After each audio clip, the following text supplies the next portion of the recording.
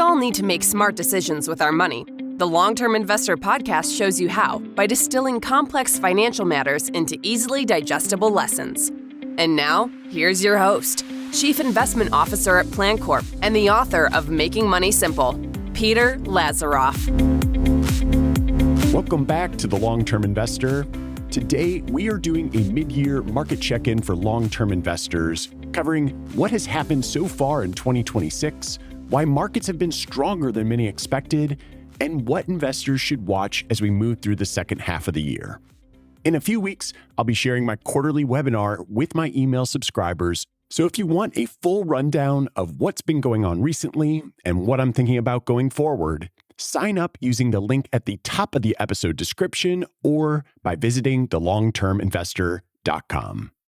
Now, let's start with U.S. stocks, which were up about 10% year to date, which might surprise people given the war in Iran, the effective closing of the Strait of Hormuz, and the impact those events have had on energy prices.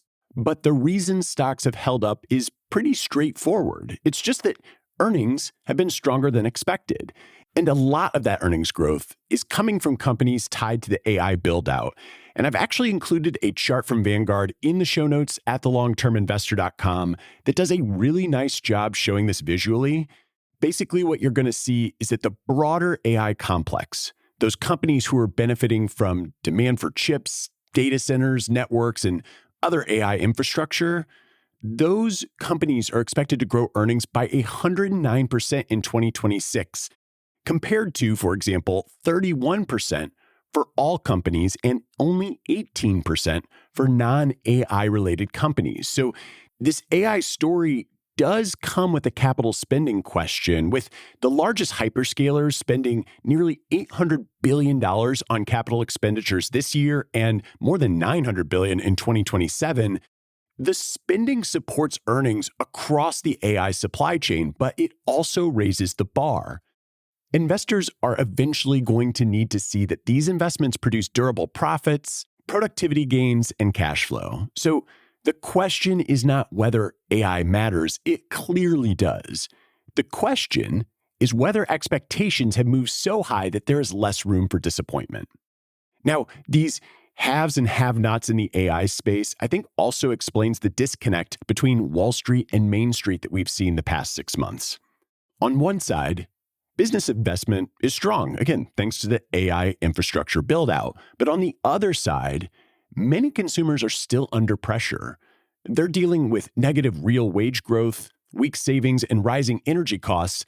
I do think that the labor market looks relatively stable at the headline level, so that's not necessarily a headwind for the consumer, but it's also not necessarily a source of strength. And as I was putting together the webinar, that again, you can get if you sign up for my newsletter at the top of the episode description, I noticed there's a data point from the Federal Reserve that stood out a little bit because it says that equities now represent more than 47% of household financial assets, which is nearly triple the level since the 2008 financial crisis low. And so what that says to me is we have a consumer that isn't hurting, but it's certainly not thriving. We kind of have this K-shaped economy, and what that says to me when equity ownership is so high that a meaningful stock market correction could probably affect confidence in spending in some way. Now, moving beyond the US, international diversification continues to be important because different parts of the world have different sector exposures, different economic drivers, and different risks. The most common developed international benchmark is the MSCI EAFE, and it has its largest country exposures in Japan, the UK, France, Switzerland, and Germany.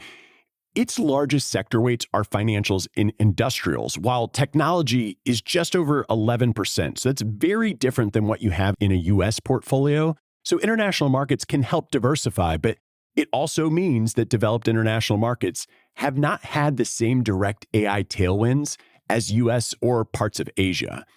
Year to date, the developed international markets are up a little bit more than 9%, so it's fairly similar to US markets, but they've generally been more negatively exposed to the economic effects of the energy shock. Emerging markets, on the other hand, they have been a big winner of the AI and energy story as the MSCI Emerging Market Index has gained nearly 24% year to date. Now, when we zoom in on this index, it has more than 41% and information technology, with Taiwan and South Korea together making up almost half of that index. So, like the US, earnings are going to be driven by a small group of companies here in emerging markets. In fact, it's really just a small group of semiconductors that are tied to the global AI capital spending. You have the Taiwan Semiconductor Manufacturing, Samsung Electronics, SK Hynix, representing slightly more than a quarter of the index, but they also account for half of the 2026 expected earnings growth. So that's the AI part of the story for emerging markets, but energy and materials have also been important. You have the higher commodity prices tied to the Iran war and the infrastructure buildout, and those are expected to support earnings growth for materials and energy companies. So you really have the perfect storm for emerging markets here. And for long-term investors, the lesson is not to chase emerging markets after a strong run. I mean, global diversification still matters, and I think it's important to maintain a strategic long-term allocation, but you just don't want to chase the markets or chase the headlines. In the bond market, so far, we've seen interest rates generally increase this year, but fixed income returns have been positive.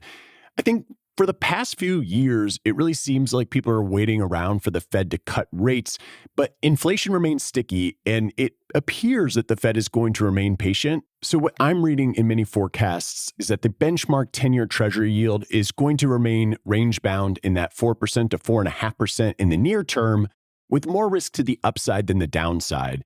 Now, for long-term investors, the role bonds play is the portfolio ballast.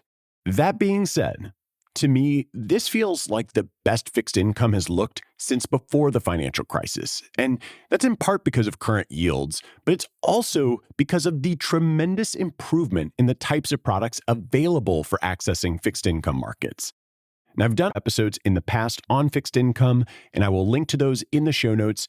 But I just want to say that if you are holding individual bonds rather than bond funds, or utilizing index funds in your fixed income portfolio, then I really think it is beyond time to better familiarize yourself with the research and the product landscape, or honestly just consider hiring an advisor, because there is so much to be gained in the bond market at this point. So let's wrap it up. What should long-term investors expect from here? As you might expect, I'm not really one for making predictions. I personally believe in building a diversified portfolio based on a financial plan that accounts for thousands of possible scenarios. But as someone that enjoys watching markets, there are a few things I'm interested in seeing how they play out. For example, does earnings growth broaden beyond AI and energy-linked sectors? Does AI spending turn into durable returns? Will energy prices keep inflation elevated? And how high can bond yields move before pressuring stock valuations?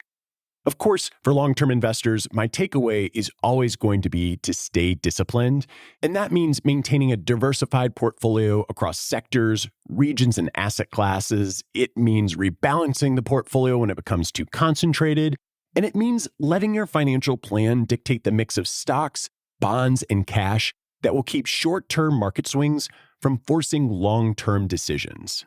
As a reminder, you can sign up for my newsletter using the link at the top of the episode description, and 2 weeks from now, I'll be sending out a link to a recorded webinar where I go into greater detail on the ideas discussed in this episode.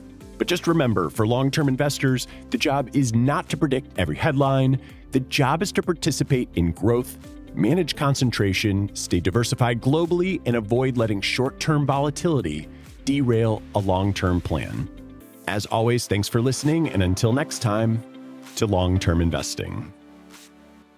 Thanks for listening to the Long-Term Investor Podcast. To access free financial resources and submit questions to be answered on the show, visit thelongterminvestor.com.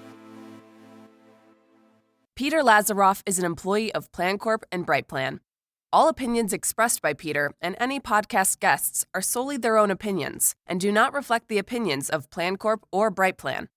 This podcast is for informational purposes only and should not be relied upon as a basis for investment decisions. Clients of PlanCorp and BrightPlan may maintain positions in the securities discussed in this podcast.